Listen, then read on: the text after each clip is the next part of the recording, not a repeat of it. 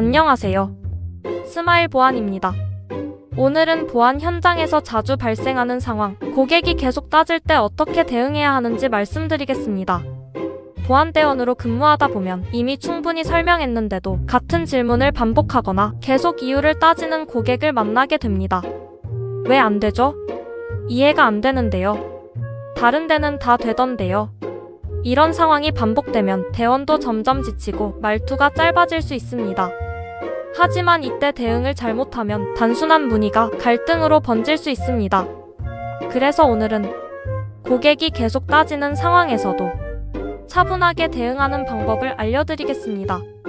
첫 번째, 설명을 더 하지 않기. 고객이 계속 따질 때 대원이 가장 많이 하는 실수는 설명을 계속 늘리는 것입니다. 더 자세히 설명하면 이해할 것 같지만 오히려 상황이 길어집니다.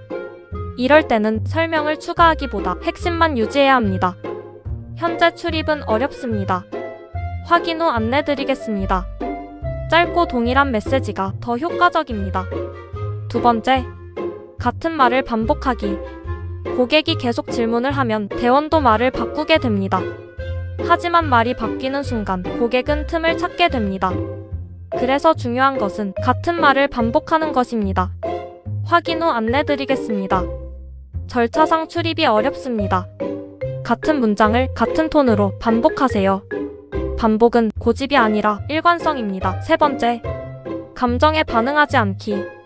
고객이 따지기 시작하면 말투가 점점 강해질 수 있습니다. 이때 감정적으로 반응하면 바로 충돌이 생깁니다. 그래서 대원은 고객의 말투가 아니라 상황에 반응해야 합니다. 고객의 감정은 고객의 것이고 대원의 감정은 지켜야 할 것입니다. 차분하게 같은 말로 대응하는 것이 가장 좋은 방법입니다. 네 번째, 말의 길이를 줄이기. 상황이 길어질수록 대원의 말도 길어집니다.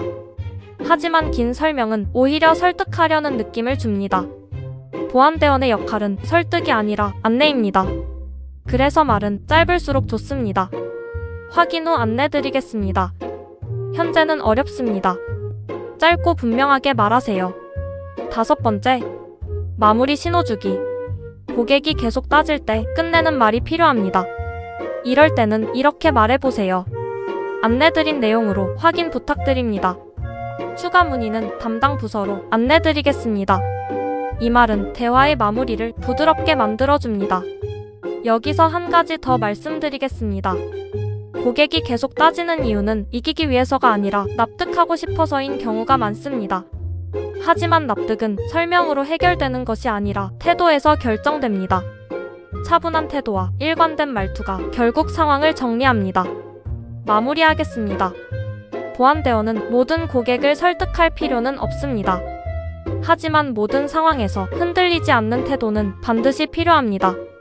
같은 말, 같은 태도, 같은 기준. 이 세 가지가 현장을 안정적으로 만듭니다. 오늘 현장에서도 차분하게, 단호하게, 일관되게 응대해 보시기 바랍니다. 지금까지 스마일 보안이었습니다. 감사합니다.